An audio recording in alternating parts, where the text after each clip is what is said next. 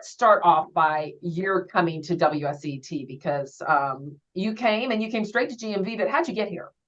Oh, wow. Yeah. So it's kind of a funny story now that wasn't as funny 20 odd years ago.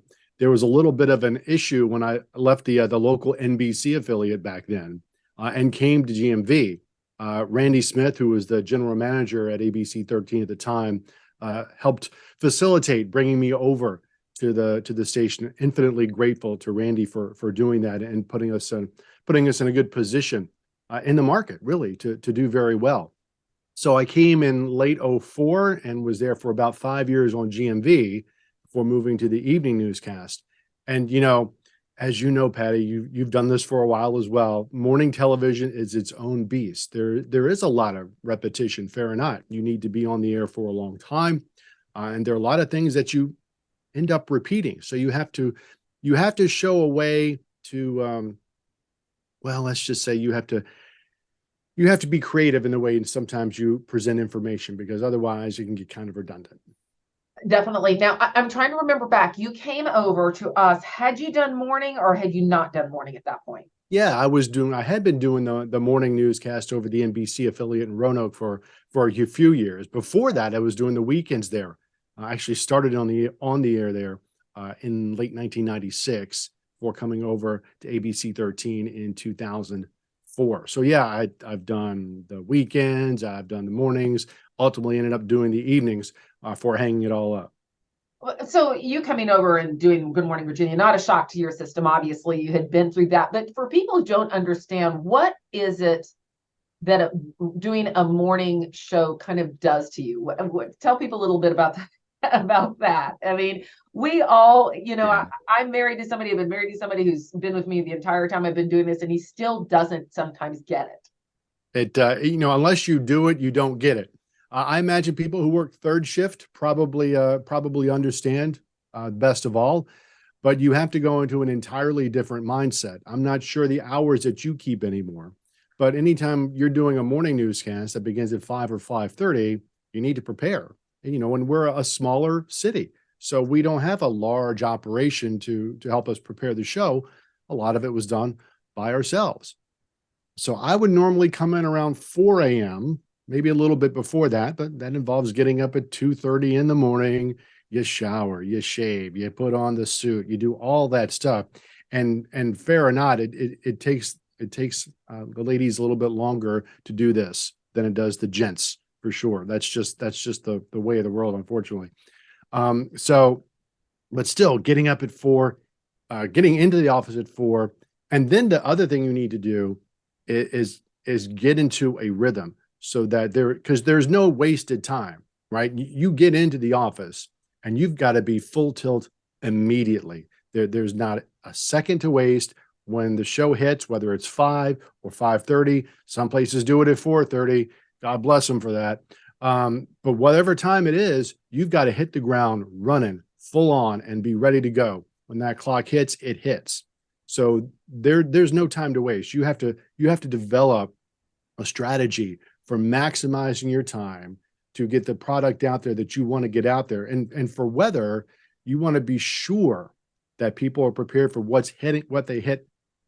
You want to be sure that people are ready for whatever hits them as they head out the door, what they're going to run into by lunchtime, on the afternoon drive home. You want them to be prepared with the most important weather message of the day. And that's a lot of thinking to have to do when you when you're getting up at that time in the morning. But another issue or something else going on, you had small children also at the time, Yeah. and that is rough. Yeah, it was. They're 24 and 20 now, Wow. which I know for people who knew me when I was in Lynchburg at that time, it may be hard to believe, but yeah, they're out there doing their own thing now. But the nice thing was that on this shift, you're also going to go to bed early, right? You're not staying up until 8:30, 9:30 at night or 10 o'clock at night. So you're going to bed early. So I would often, and this is one of my favorite memories from when my kids were little, I would often read bedtime stories to my kids, put them to bed, and immediately go to bed right afterwards. In fact, there were a couple of times where I hate to admit this, but I almost fell asleep reading to my kids because I was so tired as well. But that was one of the things. You make the effort, you do what you can, given the constraints you're under, to spend as much time with the kids as you can. We had a lot of things happen weather-wise and you know, and other when you were here, but is there something, a moment, whether it's a weather story or something that stands out in your mind on Good Morning Virginia? You know, there are so many weather issues, right? I mean, fortunately, in the morning, the weather is generally quiet. You might have some rain, but that's about it. Obviously, during the winter, we would occasionally have snow or even some ice, but you don't often have big, gnarly thunderstorms running through at 5:30 or 6 in the morning. It does happen on occasion, and we dealt with it when it did. But to your point earlier about the process of preparing the show, I still have a lot of good memories from the staff at that time when I first came over. You know, Tim Callahan and the nicknames we gave Tim. Everybody knows who Big Tasty is, you know, those kinds of things. Sharon Davies, who's gone on to do great things at the YMCA, JJ Johnson McKinley, and Amanda Cruikshank. I think we remember her. She went off and I think is doing real estate in Seattle now. So those are the things you remember from working hard, establishing those relationships with your coworkers. Yeah. What would you say? Was there a story that you or something you were involved in that you feel now really good? You really made a difference. You know, most of my time in terms of the higher impact weather ended up being in the evenings when we would have a tornado or something like that. There were a couple of times I would come in to do some support, weather support in the afternoons and evenings. One of the things that I do remember the most, and again, this wasn't necessarily with GMV, but we had some tornadoes moving through. And I think this was in September of 05. I think it all kind of runs together after a while. But I do remember there was a gentleman, I think from Appomattox, or maybe it was Campbell County, who called the station and said, "Sean, thank you. Your warning helped save my life." And that's quite a moment when somebody tells you that you saved their lives. And that tells you the importance of the job and how much you need to take the job very seriously, because there are people that are counting on you. So when somebody tells you that you've helped save their life, it really stays with you. And certainly since you were on GMV, a lot has changed. I mean, it was sort of out there. Social media was there, but it was, I mean, you know, there were just a few people around here who dabbled in that.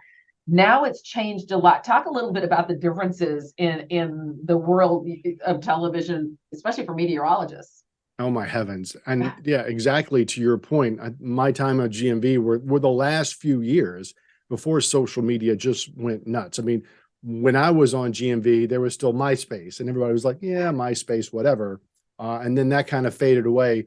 Facebook started to take off just as I was leaving GMV and moved to the evening newscasts.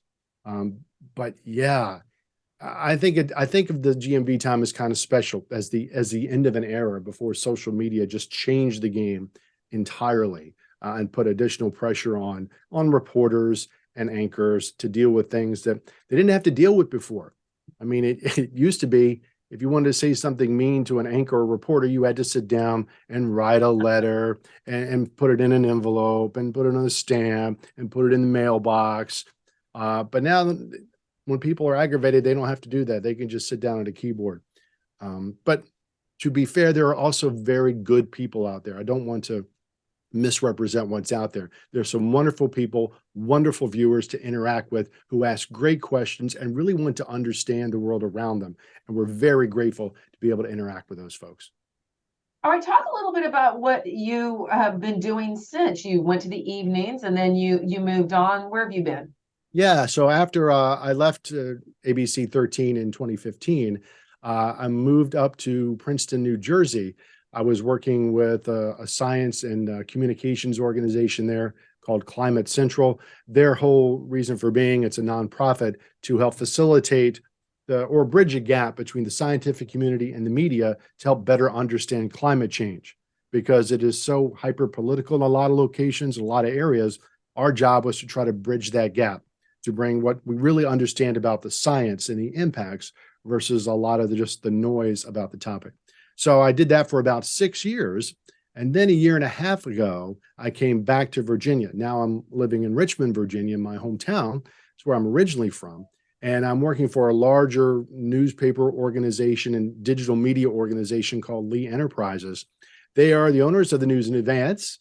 They own the Richmond Times-Dispatch, the Fredericksburg.com, Danville Register and Bee, Roanoke Times. So one of the great things about my current job is I still get to kind of keep an eye on or watch the weather in a part of the state, which I love. I mean, I love my hometown, but Western and Central Virginia, Lynchburg, Danville, Roanoke, Bedford. I mean, going northward up into the Western Highlands, Blacksburg, Pulaski, all those areas are very special in my heart from the 20 years I spent in that part of the state. So I'm able to, leverage some of that experience into my position here, in addition to having the experience of this being my hometown in Richmond, Virginia. So it's really a gratifying career. Well, Sean, I appreciate you doing this so much because you really were kind of, I don't, it sounds really old if I say you were kind of the end of a different era of television. I was there and still am. But I appreciate this because I think a lot of people remember, obviously a lot that you did here. Yeah, and it was a wonderful time. And as they say, it was a great ride. And I am so blessed to have been on it.